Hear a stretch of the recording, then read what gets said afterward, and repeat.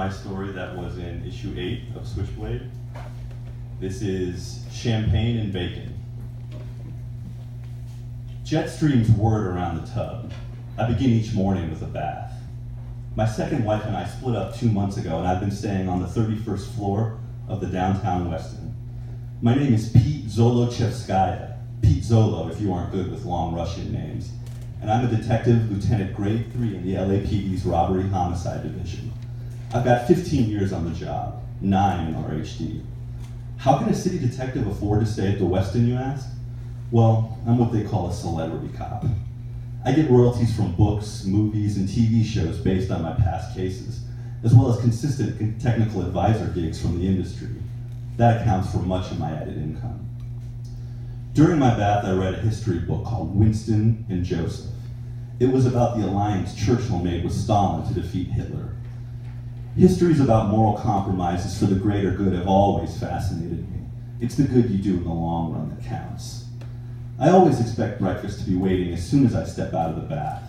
Room service knows it must require 2 things: a full plate of bacon and a half-sized bottle of Veuve Clicquot or champagne of comparable quality. I am that rare Russian who doesn't drink vodka. This morning, as I ate and drank, I scanned through the Times. On the bottom corner of the front page, there was an update about the Anna Safarian jewelry heist. What happened was this.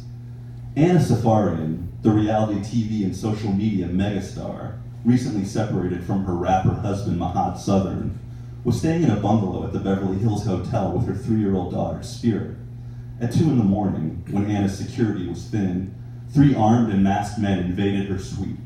While Spirit slept in the next room, they zip-tied her and a bodyguard and made off with a gold and diamond Jacob necklace, 2 Cartier diamond bracelets, a gold Rolex that was Mahad's, and Anna's 20-carat diamond engagement ring.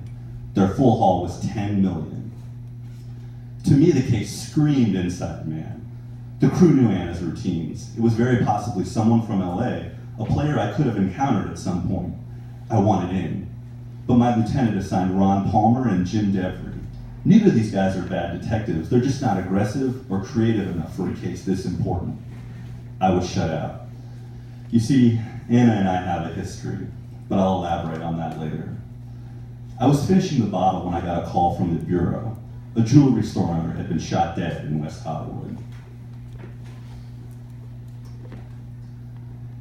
Anna was alone at a table on the balcony, flanked by her security. All of Soho House watched her drink. I sat down. She sipped her vodka soda. She looked good. Her world-famous ass hung off both sides of her seat. I've been reading about the separation, I said. I haven't spoken to Mahad in weeks. You've been too busy posting pictures of expensive jewelry. I'm trying to revamp my brand to be more classy and respectable, like I've grown up. That was why I posted them. She watched me. You came when you could have just called. I smiled. I wasn't going to just call, not for this. Anna Safarian is seen across the world as ditzy and self-centered. That, of course, is accurate. But what most don't see is that she is great at using the emotional weakness of others as a weapon. The only person I can think of who is better at sniffing out this vulnerability in people is President Trump. It's a peculiar quality in many reality TV stars, and makes me consider how far Anna will go in life if she doesn't self-destruct when she is still young. She was on the phone telling her nanny that she would be home for breakfast with Spirit. She got back into bed with me. So they put you on my case? The jewelry store owner got killed. That's my case. The guys who robbed you may be my killers. I'm here for that, but mainly to make sure you're okay. You could have said that before the sex. Like I twisted her arm. Going through what you did is no joke. She looked at my ring finger, once again bare. The heist guys, who were they, I asked. I already told the detectives, I don't know. You held out or you haven't thought hard enough. Nothing was off? Off? You don't have any suspicions about the people who knew you would be in that hotel with jewels? You won't get in trouble if you remember now. She waited. All right, yes. She waited again. I know who it was. Just like I thought. Who? Thibault Lemoyne. Mahad and I split because he caught me and Thibault together. Who is Thibault Lemoyne? He's a French bad boy. He splits his time between Paris and LA. He's been to prison. Mahad walked in on us. TMZ would have paid a lot to know what Anna just told me. Thibault's been to prison for what? Robbing people at gunpoint. He threatened me. She sounded scared. Walk me through everything that happened, I said. He stormed into my room. His two friends were with him. You know who the friends were? I think they were his brother Henri and a guy named Rene. On the way out, Thibault took his mask off and told me he was going to release all the sex tapes we made together. Anna had 2 sex tapes online already. I had seen them both before we ever met. She later told me she had been the one who released them. Something like that out there in the world would scandalize you. I've got spirit now, Pete. I watched her face closely. She seemed sincere. She was in the other room when it happened. I can't have another tape come out after this. It would piss Mahad off, and I still want to get back together with him. Plus, I'm trying to change my act. I don't mean just another revamping of my brand. I want to behave more responsibly for all the girls everywhere who look up to me. I waited for the punchline, but it never came. A reformed Anna Safarian, what do you know? Why keep this from Palmer and Devry?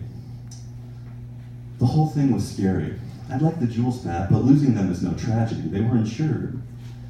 It's that the things I did with this guy I shouldn't have recorded. I really don't want the tape out there, she said.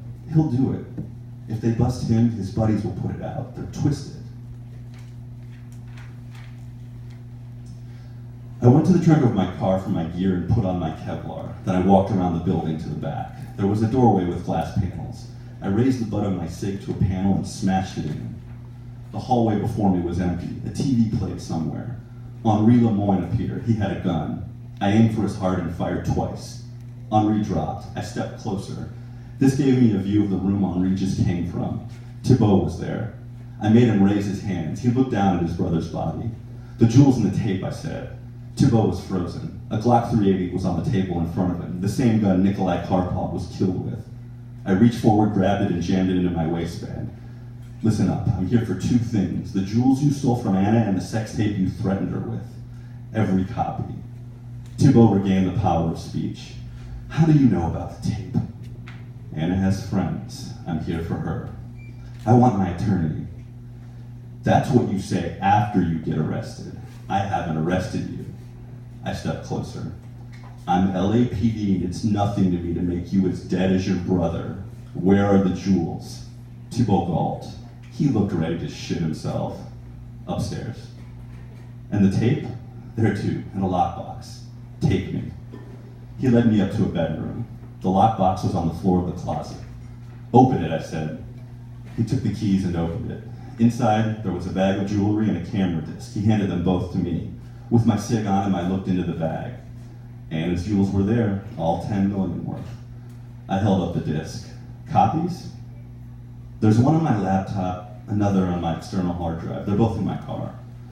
Other copies besides those? That's all. He looked too scared to be lying. Who killed Nikolai Karpov? He closed his eyes. Why'd you do it, I asked. He was supposed to buy the jewels, said he needed the money, but he changed his mind. He was too scared. We couldn't trust him to keep quiet. I pointed at the 380 at my side. This the gun you used? He said nothing. It was. You know, Anna and I dated too, I said. So she's got you here trying to scare me? She wanted the tape back, I said. She's a dumb whore with too much money. Not anymore, I said. She's trying to be a good mother. I raised my SIG and fired twice into his forehead. He tipped over backwards. I kneeled over his corpse and put his own 380 in his hand and then used his dead finger to squeeze the trigger on one shot that I sent into the wall by the door. I went to Thibault's car, got his laptop and external hard drive and hid them in my car. Then I called it in.